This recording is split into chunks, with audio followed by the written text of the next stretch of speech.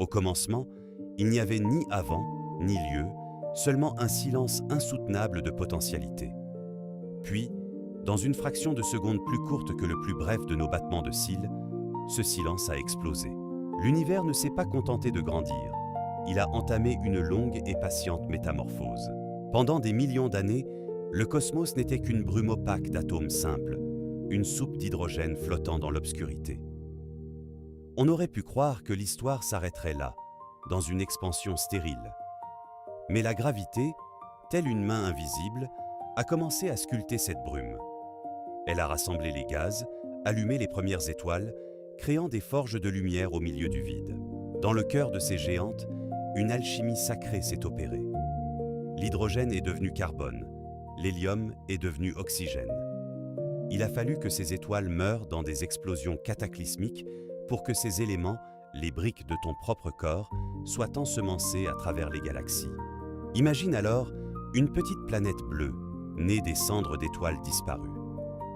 Sur ce rocher, la matière s'est mise à s'organiser de manière de plus en plus complexe, comme si elle suivait un script invisible, écrit dans les lois de la physique.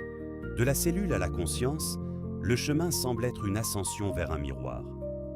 Car aujourd'hui, quand tu regardes le ciel nocturne, c'est en réalité l'univers qui regarde l'univers.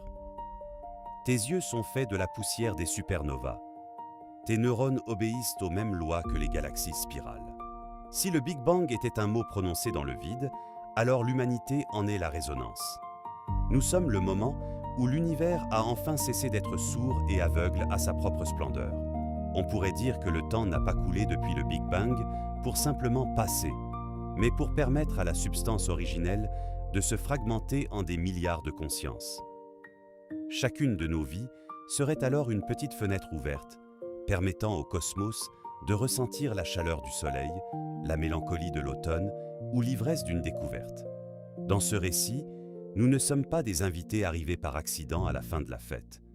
Nous sommes le but du voyage, le point où la matière, après des milliards d'années de solitude, a enfin réussi à dire « Je suis ».